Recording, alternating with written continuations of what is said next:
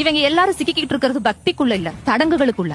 சடங்குகள் அப்படிங்கிறது பாத்தீங்க அப்படின்னு சொன்னா, ஒண்ணு அது ஒரு சுயலாபத்துக்கு பின்னாடி இருக்கக்கூடிய விஷயமா இருக்கும். இப்ப நம்ம மதர்ஸ் டே, ஃபாதர்ஸ் டே எல்லாம் பாத்தீங்கன்னா ஒரு வியாபாரத்துக்கு பின்னாடி இருக்கக்கூடிய விஷயங்களா இருக்கும். அந்த மாதிரி இவங்களுடைய சடங்குகள் எல்லாத்துக்கும் பின்னாடி என்ன இருக்கும்னா, ஒரு பெண் தெளிவடைய கூடாது, அவளுக்கு எந்த மீனிங் தேவையில்லை, அவ இதை மெஷின் மாதிரி கடத்திக்கிட்டே இருக்கும் பரம்பரையா. என் மாமியாருக்கு 80 வயசு ஆகுது சார், எனக்கு கல்யாணம் 16 வருஷம் ஆகுது, ஒன்னாதான் இருக்கும். என்னோட 3 நாத்தனார் பக்கத்துல தான் இருக்காங்க. ஒரு பண்டிகைக்கு மினிமம் 15 பட்சணம் பண்ணுவாங்க சார். சமையல் மட்டுமே பாத்தீங்கன்னா ஒரு விருந்து மாதிரி இருக்கும். ஒரு கட்டத்துல நமக்கு அது என்ன ஆயிடும் அப்படின்னு சொன்னா, ஏன் நம்மளால இவ்வளவு சாப்பிட முடியாம இவ்வளவு பண்றோம் அப்படிங்கிற ஒரு தாட் ப்ராசஸ் நம்ம நகர்றோம் இல்லையா. இந்த மாதிரியான எந்த கேள்விகளுக்குமே அவங்க கிட்ட பதில் இருக்காது. அவங்கள நான் யாரையுமே தப்பு சொல்லல. they are all also trained. கடவுள் இருக்குன்னு நான் என் குழந்தைக்கு சொல்லி தரக்கூடாது, அதே போல கடவுள் இல்லைன்னு நான் என் குழந்தைக்கு சொல்லி தரக்கூடாது. கடவுள் அப்படிங்கிறது ஒரு பர்சனல் எக்ஸ்பீரியன்ஸ், எனக்கு உணர்ந்தா தான் அது இருக்கு.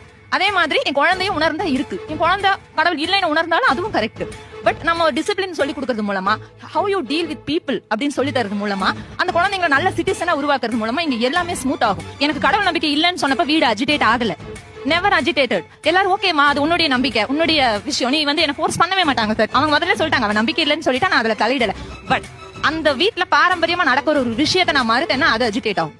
இந்த இடத்த நீங்க நல்லா புரிஞ்சுக்கணும். நீ கடவுள் கும்பிடாத, அதை பத்தி எனக்கு ப்ராப்ளம் இல்ல. நீ என் டைரக்ட் சர்ச்சுக்கு வரணும், நீ எனக்கு 5 வேளை தொழுகணும், என்னுடைய பழக்கம் இது, கோலு வைக்கணும். அதுக்கு நீ இவ்வளவு பிசிக்கல்